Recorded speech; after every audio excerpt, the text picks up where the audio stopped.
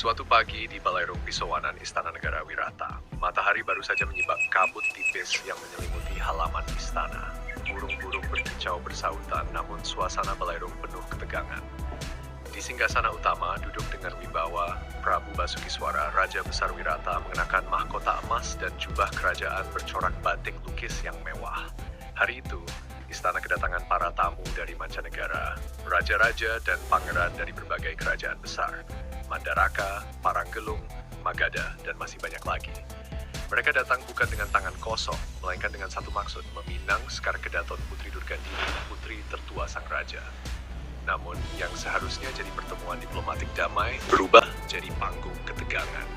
Satu persatu para raja mengajukan pinangan, namun Putri Durgandini, yang dikenal cantik, jelita, dan cerdas, menolak semuanya. Ia merasa belum waktunya memilih jodoh. Penolakan ini menyulut amarah para tamu.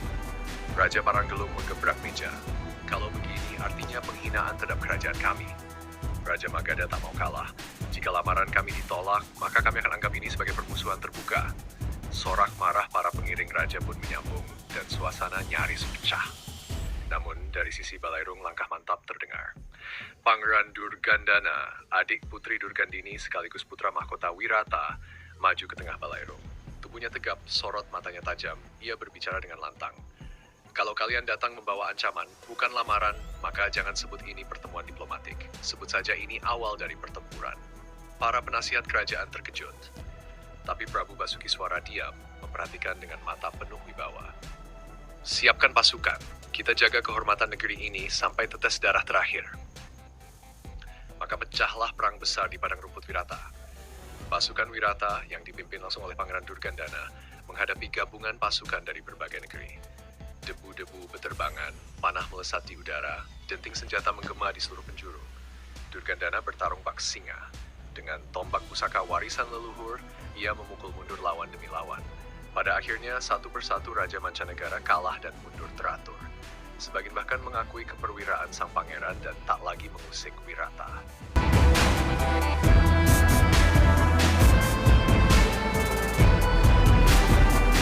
Angin pagi berhembus lembut ke sela-sela pepohonan kencana di Taman Kaputren Istana Wirata.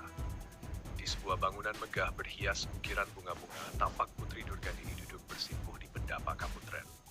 Wajahnya bersinar dalam kesederhanaan, namun memancarkan wibawa seorang putri sulung kerajaan. Di sisinya, tiga dayang setianya, Nini Kinasih, Pokrada Trisni, dan Lira Simbagyu Jenaka mengelilinginya sambil menenun, mengipasi, dan sesekali bercanda ringan. Perang di padang rumput sudah berlangsung 3 hari, dan ayahandanya, Prabu Basukiswara, belum juga mengabarkan kabar baik. Langit di atas negeri Wirata pun tampak muram, seolah ikut menanggung beban kerajaan. Namun tiba-tiba terdengar deru angin yang tak biasa, semua menoleh ke langit. Dari arah gunung kiri Sarangan, 2 bayangan besar meluncur cepat menembus awan. Mereka adalah burung kakak beradik, Gagak Sento yang berbulu hitam mengilap dan Wulung Handoko, adiknya yang menunggu dengan tenang di luar tembok istana. Gagak Sento melayang turun perlahan dan dengan sopan berubah wujud menjadi manusia bertampang gagah bermahkota bulu hitam. Para prajurit istana hendak mengepung. Namun Prabu Basukiswara sendiri keluar dan menghentikan mereka. Prabu Basukiswara, tenang, ia bukan musuh, ia utusan dari gunung kiri Sarangan. Burung suci abdi Begawan Sakri. Gagak Sento menghaturkan sembah, hamba datang membawa titah. Tujuan kami suci. Putri Durgandini diharap hadir menghadap Begawan Sakri karena telah tiba waktunya untuk bertemu jodohnya. Begawan Muda Palasara, sang calon suami pilihan semesta. Getar haru menyelimuti hati Durgandini. Belum pernah ia melihat makhluk seagung Gagak Sento, dan kini ia akan dibawa menuju puncak pertapaan. Para dayang pun bingung. Ini seperti mimpi. Leresto Putri, jenengan arep diboyong mabur karo burung? Wah, saya ikut ya. Saya mau ketemu jodoh saya juga. Nini Kinasih menepuk dahinya. Walah, Lirah, awakmu kindak iso meneng. Iki tugas agung, ora dolanan. Namun suasana berubah menjadi syahdu. Durgandini menyentuh hati Prabu Basukiswara untuk berpamitan. Prabu memeluk putrinya dengan bangga karena bukan hanya selamat dari ancaman para raja tamu, namun juga menyerahkan putrinya pada garis takdir yang telah ditulis para dewa. Di langit sore yang mulai jingga, di atas wilayah selatan Wirata, 2 ekor burung sakti bersayap hitam keperakan melayang di antara awan. Mereka adalah kakak beradik abdi setia Begawan Sakri, Gagak Sento dan baru saja menjalankan tugas sucinya, membawa Putri Durgandini keluar dari istana bukan dengan kekuatan, tapi dengan restu Prabu Basukiswara sendiri. Putri Durgandini kini berada dalam sebuah benda gaib, Cupu Manik Astagina, sebuah permata yang dapat menyimpan jiwa dan raga secara utuh, yang kini tersembunyi di dalam paruh Gagak Seto.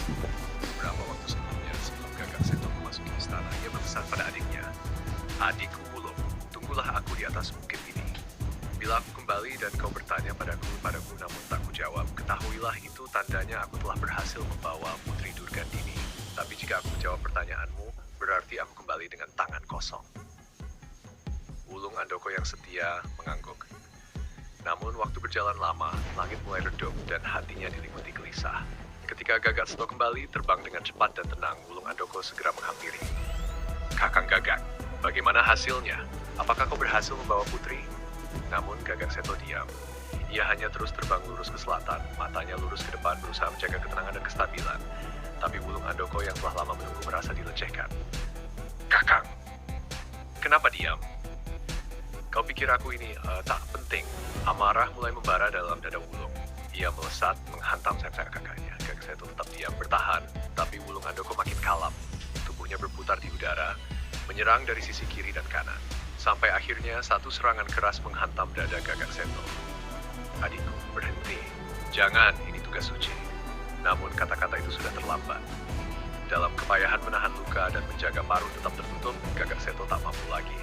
Ia menjerit kesakitan dan seketika paruhnya terbuka. Cahaya kemilau menyilaukan langit sore. Cupu Manik jatuh, berputar-putar di udara dan meluncur menuju bumi, melewati pucuk-pucuk pohon sebelum akhirnya Cupu Manik jatuh ke Sungai Serayu. Wulung Andoko membeku di udara. Ia sadar, ia telah lupa pesan penting kakaknya. Ia telah menyerang saat seharusnya diam. Tapi yang lebih mengejutkan, dari dalam air yang bergelombang itu, seekor ikan besar muncul dan menelan hal itu bulat-bulat, lenyap tak bersisa. Gagak Seto menjerit panjang. Bukan karena luka di tubuhnya, tapi luka di hatinya. Sebab ia tahu tugas suci ini telah gagal.